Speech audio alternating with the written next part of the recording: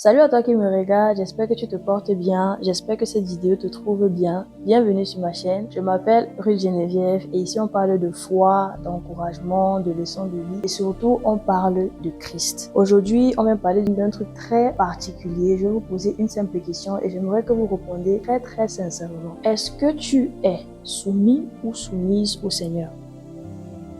Certains d'entre vous vont dire oui avec assurance. Genre, je le sais, vu que j'ai donné ma vie au Seigneur, je suis soumis à lui complètement. D'autres vont dire non, ils vont être honnêtes. Je le sais et je ne le suis pas. Et certains vont dire je ne sais pas. Je ne sais vraiment pas. Je ne peux pas te dire oui, je ne peux pas te dire non. Alors, si tu fais partie de ceux qui ont dit je ne sais pas, je t'invite à suivre cette vidéo jusqu'à la fin. Et même si tu as répondu avec assurance à la base, durant cette vidéo, je vais vous poser une série de questions qui vont vraiment vous permettre de pouvoir répondre à cette question à la fin de la vidéo. Tu sauras avec exactitude si tu es soumis au Christ ou pas. On y va. Première question. Sur quoi est-ce que tu te bases pour prendre des décisions dans ta vie? Est-ce que tu te bases sur tes sentiments? Genre, tu suis ton cœur, comme on dit. Telle voix te paraît bon et ton cœur te dit vas-y, tu suis tes sentiments. Ou est-ce que tu suis l'opinion des autres? Est-ce que tu es un people pleaser? Genre, je ne veux pas blesser certaines personnes qui comptent sur moi. On m'a déjà donné une image comme ça, je ne veux pas blesser ces gens-là. Ou est-ce que tu suis tes intérêts? Est-ce que tu suis tes intérêts? Genre, tu prends une voie en sachant que si j'emprunte cette voie-ci dans ma vie, ça va m'apporter telle chose. Ou quatrième option, est-ce que tu suis ce que dit le Seigneur? Dans cette vidéo, on va devoir répondre honnêtement. Alors, un jour, quelqu'un m'avait dit que quand on est jeune, c'est le moment où on sème dans sa vie. Dans la vieillesse, on va récolter tout ce qu'on aura déjà sémé. Genre, si tu vois quelqu'un dans ses vieux jours qui est paisible, il est entouré par ses enfants, il a la paix du cœur, tu comprends que c'est quelqu'un que dans sa jeunesse, même s'il a fait les erreurs, il a su se rattraper par la grâce de Dieu. Mais quand tu vois quelqu'un dans ses vieux jours qui est un peu, he's not settled, genre il n'a vraiment rien, je ne parle pas là du financier, on comprend de quoi je parle. Il est vraiment vide de l'intérieur. Comme on dit, les anciens sont sages. Il y a certains qui sont anciens, mais ils sont toujours pas sages. Ils n'ont vraiment rien pour eux. Tu comprends qu'ils ont fait beaucoup de désordre dans leur jeunesse. La sagesse ne vient pas toujours avec l'âge, mais ça dépend de ce que tu as sémé dans ta vie. Donc, ce que tu récolteras à la fin de ta vie, c'est ce que tu as sémé. Donc, vu que nous sommes dans cette ère où nous sommes constamment, quand je dis nous, je parle de nous les jeunes, toi qui me regardes, peu importe que l'âge que tu as, tu es toujours jeune. Ça dépend si tu es dans tes vieux jours ou pas. Vu que nous sommes dans cette ère où nous sommes en train de s'aimer dans notre vie, nous nous trouvons en train de devoir prendre beaucoup de décisions. Le choix où on va vivre, notre choix de carrière, etc. Et dans la plupart du cas, on a souvent tendance à associer ces décisions-là à nous. Genre, c'est ma vie, ça me revient de droit. Pour ceux qui ont été élevés dans les familles africaines, généralement, quand tu es encore sur le toit de ton papa, ce n'est pas à toi que revient la décision là. Par exemple, qu'est-ce que tu vas étudier à l'université, qu'est-ce que tu vas faire. Tant que tu es encore sur le toit des parents, ça ne te revient pas trop, mais généralement parlant, ok, la décision finale revient toujours à la personne. Qu'est-ce que tu vas faire? Et différentes personnes prennent différentes décisions pour différentes raisons. Et je veux que toi, tu te trouves dans les options que j'ai données. Toujours dans la même lancée, je vais te poser une sous-question qui tombe toujours sur la même question. Est-ce que tu consultes Dieu pour savoir les directions qu'il veut donner à ta vie en ce moment avant de prendre cette décision dans ta vie? Ou bien tu choisis d'abord ce que tu veux faire avant d'aller prier à Dieu pour qu'il exauce les désirs de ton cœur? Ça indique vraiment une vraie soumission ou pas. Alors, on a souvent un dicton très courant chez nous qu'on dit « l'homme propose, Dieu dispose ». Si tu fouilles partout dans la Bible, tu ne vas pas trouver ça. Ça n'existe pas. C'est vrai qu'il est écrit que fais de l'Éternel tes délices et il te donnera ce que ton cœur désire parce que Dieu connaît ce que ton cœur désire. Mais ça n'a jamais été l'homme propose, Dieu dispose. Dieu n'est pas cette boîte magique, ce gris-gris qu'on a. Je veux telle chose maintenant et voilà. Je peux avoir mon marabout. Seigneur, donne-moi ça et il me donne. Ça ne fonctionne pas comme ça. Ça fonctionne que il est le Seigneur et nous sommes les serviteurs. Nous suivons les traces du Maître. Ce n'est pas le genre que tu vas prendre tes décisions en te basant sur tes sentiments. Non, j'aime telle personne, je vais me mettre en couple avec telle personne parce que je trouve cette personne charmante et tout. En croyant que tu aimes cette personne, ça peut juste être que it is lost speaking. Ça peut être que c'est juste la chair qui parle et que Dieu qui sait ce qui est bien pour toi ne veut pas que tu te mets avec cette personne. Ou bien en décidant, je vais poursuivre telle carrière. Tu vois vraiment que non, ça perce sur le marché. Tu as déjà vu tes intérêts, tu as déjà vu que non, je peux m'en sortir à l'intérieur. Or, ce n'est pas le plan que Dieu a pour toi. Là, tu prends une décision à base de tes intérêts ou bien une décision en te basant sur ce que les gens vont penser. Si tu es quelqu'un qui veut vraiment toujours faire plaisir aux autres. Prochaine question, qu'est-ce qui dicte ton comportement? Est-ce que c'est option A, l'éducation que tes parents t'ont donnée, c'est-à-dire si dans ta famille les gens sont plutôt violents, tu as hérité ça venant de tes parents et aujourd'hui tu es quelqu'un de très violent, ou ton comportement est lié aux différentes personnalités liées à la l'astrologie. Vous savez, de nos jours, il y a tout genre de signes astrologiques. Tu es taureau, tu es lion. Vous savez qu'il y a beaucoup de personnes qui croient en ça. Ok, je suis vierge, je suis serpent, poisson, lion, toutes ces choses-là. Et si on a dit que quelqu'un qui est scorpion est quelqu'un qui ne sait pas rester calme et tu as accepté cette vérité-là et ça devient ton comportement. Quand on te demande que pourquoi tu te comportes comme ça, c'est pas de ma faute, je suis poisson. Je ne sais pas si vous avez rencontré ce genre de personnes.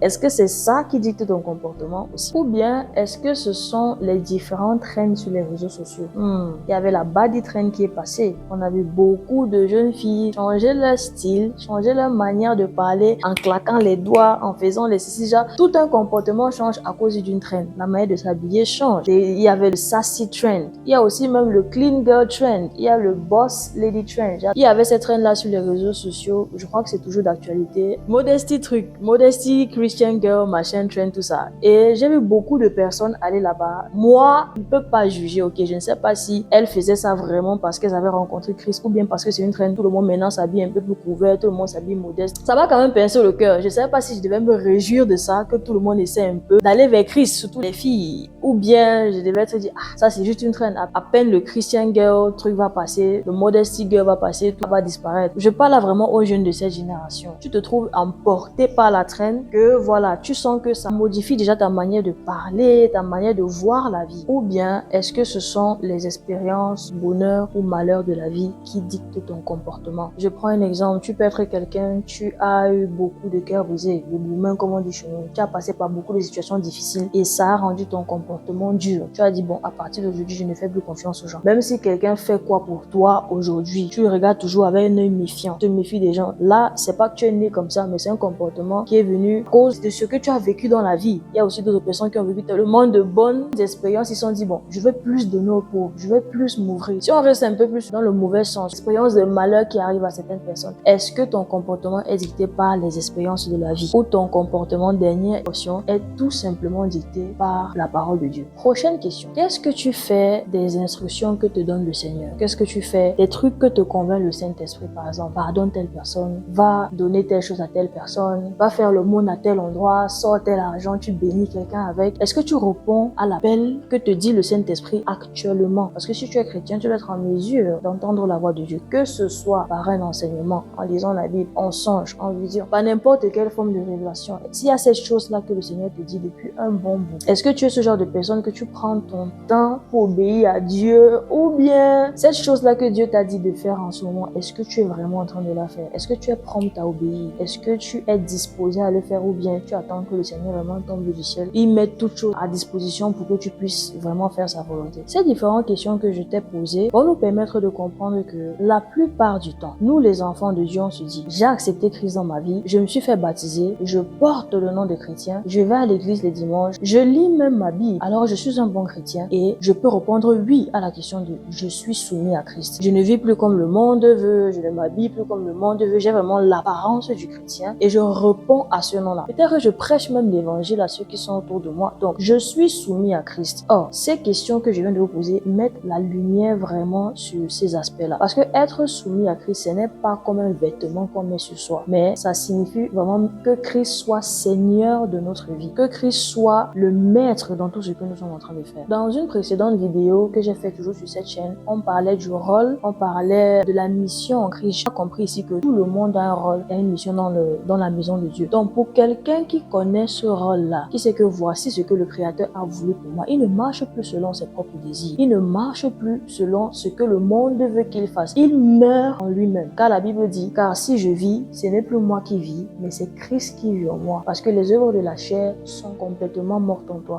Et quand on t'appelle aussi disciple du Christ, c'est-à-dire que tu suis la vie du Christ, tu marches sur ses pas. Et comment est-ce que le Christ a vécu? Tout en le comprendre dans Jean 6, verset 38. Qui dit « Je suis descendu du ciel pour faire non ma volonté, mais la volonté de celui qui m'a envoyé. » Donc on voit ici que Christ a consacré toute sa vie à obéir le Père. Le fait qu'il est venu déjà de Marie, là où il a habité, le fait qu'il ait vécu dans une famille pauvre, fils de charpentier, il s'est soumis à la tentation au désert, il s'est soumis à la torture de la croix, il s'est soumis vraiment à tout ce que le Père avait prévu pour lui, tout ça pour nous. Mais ce n'est pas cet aspect-là que je veux qu'on se concentre. Je veux qu'on se concentre sur l'aspect de sa soumission au Père. Il a dit, je ne suis pas venu faire ma propre volonté. Christ, il vivait pour le Père, il mangeait. Dans un autre verset, il dit, ma nourriture, c'est de faire la volonté de celui qui m'a envoyé. La soumission au Seigneur ici, là, se mesure par l'obéissance et non pas par la confession. On ne devient pas soumis au Seigneur parce qu'on confesse. Je suis enfant de Dieu, je suis non. Tu pourras dire avec cette attitude, je suis soumis au Seigneur seulement si tu obéis. La Bible dit dans Philippiens 2, verset 8, et ayant paru comme un simple homme, il s'est humilié lui-même, se rendant obéissant jusqu'à la mort, même jusqu'à la mort de la croix. Je disais tantôt que si tu es chrétien, si tu es disciple du Christ, tu dois marcher sur les voies du Seigneur Jésus-Christ. Et on voit que lui-même, il s'est humilié en restant obéissant à la volonté du Père quand il est venu sur la terre. Passant par la croix, les clous, l'humiliation. Il y a les gens qui crachaient sur lui, les gens qui blasphémaient sur son nom. Mais il l'a accepté parce que c'est l'accord qu'il avait avec le Père.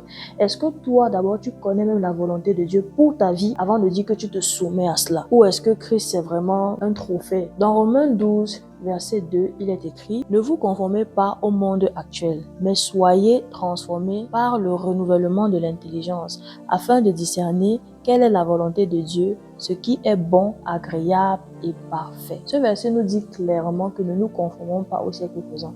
Là, je suis en train de parler à quelqu'un qui vit sa vie en se basant sur les trains. Je suis tel, je suis tel. Non, tu n'es pas une baddie, tu n'es pas une boss lady, tu n'es pas une sassy girl, tu es enfant de Dieu. C'est ça ton identité. Ton identité est cachée en Christ. Ce n'est pas la société, les aesthetic girls, toutes ces choses-là qui va dire qui tu es. Donc, ta vraie identité est cachée en Christ. Donc, ne nous conformons pas à ce siècle présent. Sortez du milieu de... Ne te conforme pas. Oui, c'est peut-être beau à voir, mais ça te cache quelque chose. Ce n'est pas exactement qui tu es. Soumets-toi à la volonté de Dieu, car ton identité est cachée en lui. La Bible nous dit encore, dans le livre de Josée 1, verset 8, que ce livre de la loi ne s'éloigne pas de toi, médite-le jour et nuit pour agir avec fidélité, conformément avec tout ce qui est écrit, car c'est alors que tu auras du succès dans tes entreprises, c'est alors que tu réussiras. C'est la parole de Dieu qui te dit quoi faire. C'est la parole de Dieu qui est comme la lumière sur tes pas, la Bible nous le dit.